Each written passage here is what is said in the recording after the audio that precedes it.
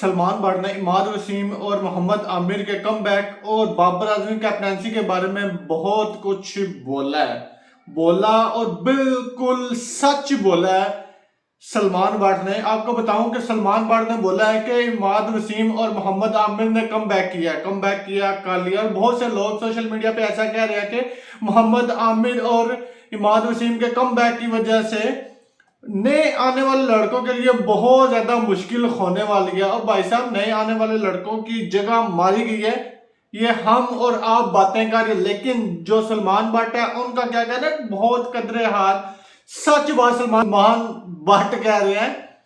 सलमान भट्ट कहते हैं जी, क्योंकि अगर इमाद वसीम और मोहम्मद आमिर ने कम बैक कर ले तो इसमें क्या है, क्योंकि आपके पास डोमेस्टिक में कोई नया टैलेंट नहीं आ रहा। अगर आपके पास पीएसएल, आप अपना ग्राफ बनाते हैं, हम पीएसएल से लड़के उठाते हैं और पीएसएल में कोई और लड़का इन जैसा परफॉर्मर आप बता दें जिसकी बैटिंग बॉलिंग और मोहम्मद आमिर जैसी बॉलिंग हो, कोई भी नया लड़का बता दें जो इनको मैच कर, तो भाई साहब टॉप परफॉर्मर है ये, इस वजह से अपनी जगह बनाई हुई है, तो इस वजह से ही टीम में ये बंदे आए हैं। वरना तो आप बोल रहे हैं कि बगैर कोई परफॉर्मेंस के टीम में ये बंदे नहीं आए। अगर ऐसा ही है तो भाई साहब 29-30 साल 31 साल के लड़के हो जाएंगे तो फिर क्या उन्हें साइडलाइन कर दिया जाएगा। अगर वो टीम में आने के लिए क्या एक सबसे बड़ा जरिया होता है, सबसे बड़ा जरिया होता है जी परफॉर्मेंस तो वो लड़के दिए हैं। अगर परफॉर्मेंस देने के बावजूद भी अगर वो नहीं आते तो फिर आपका क्राइटेरिया क्या है। जिस तरह के अहमद शहजाद ने भी पीएसएल को बायकॉट कर दिया। अहमद शहजाद ने बोला था जी मैं पीएसएल नहीं खेलूंगा आपके बाद। और सलमान भट्ट ने बाबर आजम कैप्टनसी के बारे में भी एक सवाल उठाया कि बाबर आजम कैप्टनसी जब गई तो उस वक्त भी लोग बहुत ज्यादा गुस्से में हुए कि यार इसके साथ बहुत ज्यादा गलत हुआ, लेकिन रीजन कुछ भी नहीं बताया गया।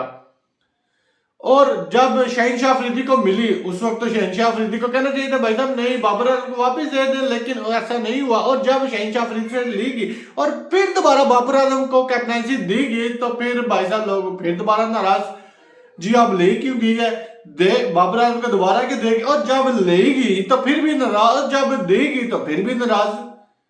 और बहुत से लोग ऐसे निकले, कोई भी प्रॉपर रीजन आपको नहीं बताया गया कि बाबर आजम कैप्टनसी क्यों लेगी और शहनशाह अफरीदी को कैप्टनसी क्यों देगी और शहनशाह अफरीदी को से कैप्टनसी क्यों लेगी और बाबर आजम को कैप्टनसी क्यों देगी। इसके बारे में कुछ भी बात क्लियर नहीं हुई, ना ही पीसीबी ने क्लियर किया, मैनेजमेंट ने क्लियर किया जी हमारे ये टिक मार्क थे, ये बॉक्स थे जो इसमें फिल हो रहा था उसे हम कैप्टनसी देंगे और नए बंदे को नहीं देंगे।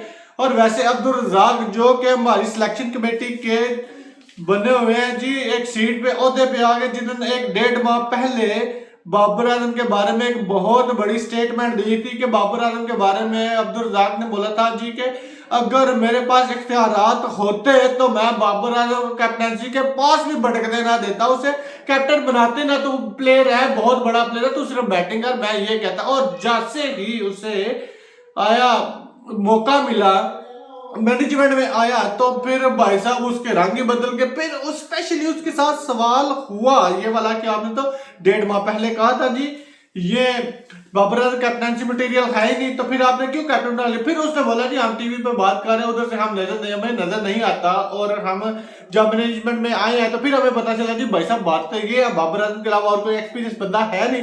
तो बात करने का मकसद ये है कि ये सिर्फ टीवी पे कहने की बातें हैं, जो टीवी पे आप इतनी बड़ी बातें करते अपने आप को हाईलाइट करने के लिए, पता नहीं चैनल जैसा बोलने को कहते हैं। और जब आप मैनेजमेंट में आते हैं तो भाई साहब आपसे कुछ होता नहीं, या तो कुछ करने नहीं देते या तो आप गलत है, ये बात बता दें। इस तरह के सवालात कुछ ना सलमान भट्ट ने उठाए हैं जी, आप रीजन नहीं बताते, इसे उतारते हैं उसे उतारते हैं। और बहुत बड़ी बात की जी इमाद वसीम और आमिर को आपने कम बैक करवाया। एक मैनेजमेंट आती है जिनके प्लान में ये चीज होती है और जैसे ही मैनेजमेंट दूसरी आती है वो फिर बंदे अपनी मर्जी के लेते हैं, team management change, captain change, सब का सब स्टाफ चेंज। मैं ये बोलूंगा कि इस तरह टीम में नहीं बनती, इससे टीमें खराब भी होंगी। वीडियो में बस इतना ही। अगर वीडियो अच्छी लगे तो अपने दोस्तों के साथ शेयर करें, अपने दोस्तों को टैग करें, हो सके तो मेरे चैनल को सब्सक्राइब करें। मिलते हैं नेक्स्ट वीडियो में, तब तक के लिए अल्लाह हाफिज़, दुआ में याद रखिएगा।